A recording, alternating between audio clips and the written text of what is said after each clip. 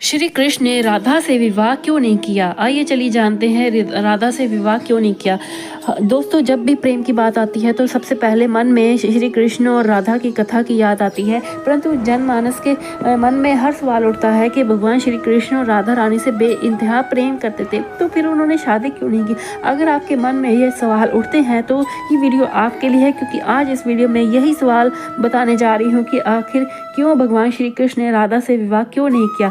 Video के अंत तक हमारे साथ बनिए रहिएगा, और अगर आप नए हैं तो सब्सक्राइब कीजिए। अगर पसंद आती है तो लाइक और शेयर जरूर करिए, दोस्तों में शेयर करिए, और कमेंट में जरूर बताना कि आपको वीडियो कैसी लगी। नमस्कार दोस्तों, नवनीत स्टार चैनल में आपका फिर से स्वागत है। हिंदू धर्म ग्रंथों में कई प्रथाएं प्रचलित हैं, जिसमें से सबसे पहली कथा के अनुसार ऐसा माना जाता है कि राधा कोई और नहीं बल्कि श्री कृष्ण का एक रूप थी। संकट पुराण की माने तो श्री कृष्ण को आत्मा राम भी कहा जाता था, अर्थात जो अपनी आत्मा में रमण करते हुए वे आनंदित रहते थे। उस आनंद की विभूति के लिए भी किसी अन्य की आवश्यकता नहीं होती थी, उसकी आत्मा तो राधा ही है।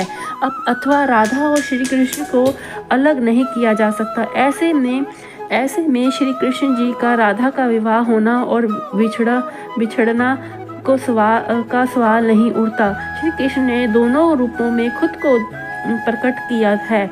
ये भगवान का मनोरम रूप है, तो पुराणों में इस रूप का रहस्य आध्यात्म और दर्शन और रहस्य है जोड़ा गया है। वह ब्राह्मण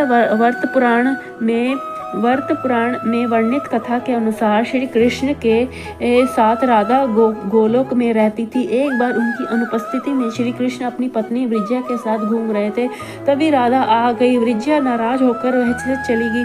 श्री कृष्ण के सेवक और दामा को यह राधा का व्यवहार अच्छा नहीं लगा, तो राधा क्रोधित होकर दामा को अगले जन्म में उन्हें शंखचूड़ राक्षस का श्राप दे दिया था। इस पर भी सुदामा ने उन्होंने पृथ्वी लोक पर मनुष्य का जन्म लेकर 100 वर्ष तक का कृष्ण छोड़ का श्राप दे दिया। राधा को श्राप मिला था। श्री कृष्ण ने उनसे कहा कि तुम्हारा मनुष्य का रूप तो जन्म होगा, पर राधा लेकिन तुम्हें सदैव मेरे पास ही रहोगी। यही कारण था राधा और श्री कृष्ण का बचपन में बिछो होना हो गया था। और जबकि रामचरितमानस में बालकांड के अनुसार भगवान श्री कृष्ण विष्णु जी ने नारद के साथ छल किया था, उन्हें खुद का स्वरूप देने की बजाय वारण का स्वरूप दे दिया था। इसी कारण लक्ष्मी जी के स्वयंवर में हंसी का पात्र बन गए थे नारद जी, और लक्ष्मी जी से विवाह नहीं करने की आशा और अभिलाषा रह गई थी। और नारद को इस छल का पता चला तो वे क्रोधित होकर वैकुंठ पहुंचे। भगवान को बुरा भला कहा और उन्हें पति वियोग का श्राप दे दिया था। नारद जी ने श्राप दे दिया उनको, तो श्राप की वजह से रामचंद्र जी को सीता का वियोग सहना पड़ा था, और बाल कृष्ण अवतार में देवी राधा का वियोग करना पड़ा था। इसके अलावा अन्य पौराणिक कथा के अनुसार राधा कृष्ण से 5 वर्ष बड़ी थी।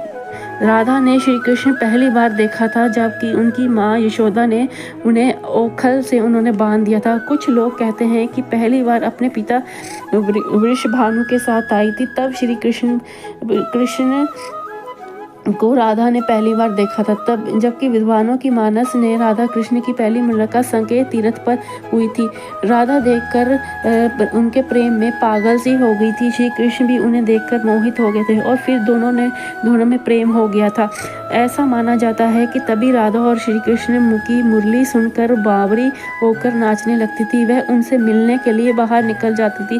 तब गाँव में राधा कृष्ण के प्रेम की चर्चा चलने लग गई थी, तो समाज ने राधा का घर से निकलना बंद करवा दिया। जिसके बाद श्री कृष्ण की अपनी माता यशोदा से श्री कृष्ण ने यशोदा माँ से कहा कि मैं राधा से विवाह करना चाहता हूँ। यशोदा मैया ने कहा तुम्हारे लिए लड़की ठीक नहीं है, ये 12 साल बड़ी है, तुमसे बड़ी। उनकी मंगनी प्रयाण के साथ हो चुकी है, तो वह उसकी मंगनी राधा के साथ हो चुकी है, प्रयाण के साथ हो चुकी है। वो कंस की सेवा में युद्ध लड़ने गया है। जब आएगा राधा से विवाह हो जाएगा, तो इसलिए तुम्हारे लिए वह कन्या ठीक नहीं होगी, विवाह के योग्य नहीं होगी, तुम्हारे लिए योग्य नहीं है कन्या। तो हम कन्या तुम्हारे लिए दूसरी ढूंढ देंगे। कृष्ण जिद करने लगे। कृष्ण ने नंद बाबा से कहा, माने उनका भी कहना नहीं माना। श्री कृष्ण भी जिद करने लगे। तभी वह नंद बाबा गर्ग आचार्य ऋषि के मुनि के पास चले गए। गर्ग ऋषि के पास गए तो उन्होंने समझाया कि तुम्हारा जन्म किसी खास वजह से हुआ है, इसकी भविष्यवाणी पहले से ही हो चुकी है। तुम्हारा कोई और लक्ष्य है कि तुम तारणहार हो, इस संसार में तुम धर्म की स्थापना करोगे। इस बालन से तुम विवाह नहीं कर सकते, कन्या से विवाह नहीं कर सकते, तुम्हारा एक खास लक्ष्य है। श्री कृष्ण कहते हैं कि मुझे नहीं बनना तारणहार, मैं तो अपनी गायों और वानरों नदी के बीच रहना प्रसन्न और आनंदित हूँ। यदि मुझे धर्म का स्थापना करनी है तो क्या मैं इस अधर्म के साथ की शुरुआत करूं? जो मुझे चाहती है और मैं उसे प्रेम करता हूं, वो मुझसे प्रेम करती है, मैं उसे छोड़ दूं? उन्होंने कहा, ये अन्याय है। गर्ग मुनि हर तरह से समझाते रहे, लेकिन कृष्ण नहीं समझे। गर्ग मुनि ने एकांत में जाकर एक रहस्य बताया, जो कि कृष्ण जी ने सुना।